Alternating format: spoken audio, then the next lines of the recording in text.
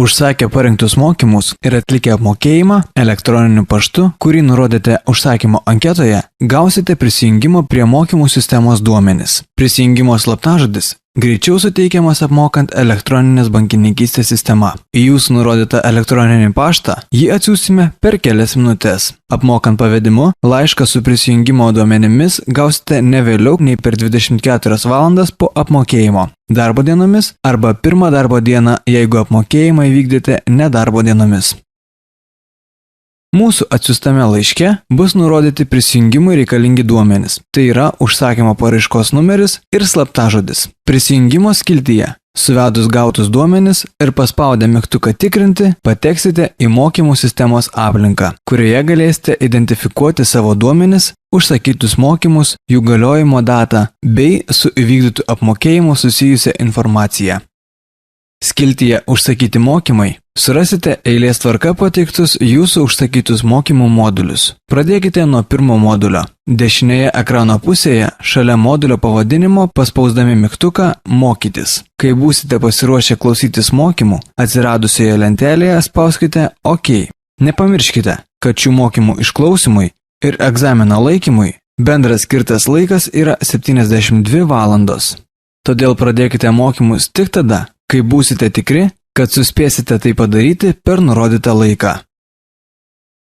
Atsidariusiame lange jums bus pateikta vaizdinė ir garsinė mokymų medžiaga, kurią galėsite išklausyti norimų tempu. Apačioje yra mygtukas Toliau, kurį paspaudus pereisite prie kitos skaidrės. Norėdami dar kartą grįžti prie ankstesnės skaidrės, spauskite Atgal.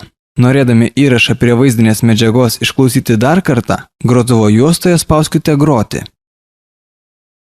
Modulio pabaigoje jums bus pateikiami 3 kontroliniai klausimai, kurie skirti preliminariai patikrinti jūsų žinias. Parinkę atsakymus galėsite iš karto pasitikrinti savo žinias ir nuspręsti, ar kartoti modulio klausimą, ar pereiti prie kito modulio. Šie kontroliniai klausimai nėra sudedamoji egzamino dalis ir jų rezultatai neturi įtakos baigiamajam egzaminui. Kuomet visi moduliai bus išklausyti, galėsite laikyti egzaminą. Egzaminas nebus aktyvus, jei nors vienas iš modulių nebus išklausytas. Bet kuriuo metu galite identifikuoti modulių būseną. Prie kiekvieno modulio rašomas laikas, kada jis pradėtas ir kada baigtas. Jeigu nėra nurodytas baigimo laikas, vadinasi mokymai nėra baigti. Kai visi moduliai baigti, galima pažymėti priskirtą egzaminą ir spausti mygtuką Pradėti pasirinktą egzaminą. Paspaudus mygtuką OK, pamatysite pirmąjį klausimą ir bus pradėtas skaičiuoti egzamino laikas, kuriam pasibaigus egzaminas nutraukiamas ir skaičiuojami laikančiojo teisingai atsakyti klausimai. Vienam egzaminui atsakyti skirtas laikas nėra ribojamas. Skaičiuojamas bendras egzamino laikas. Jums likusi egzamino laiką rasite pateiktą ekrano apačioje. Egzamino metu nėra galimybės praleisti klausimo ir nepažymėjus atsakymo pereiti prie kito. Taip pat nebegalima grįžti prie ankstesnio klausimo.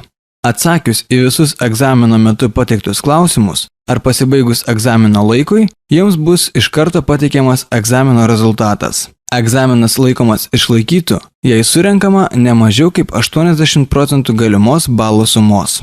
Egzamino išlaikymo atveju galėsite nedelsdami atsispausdinti pažymėjimą, patvirtinantį mokymų baigimą ar išsisaugoti jį savo kompiuteryje PDF formatu.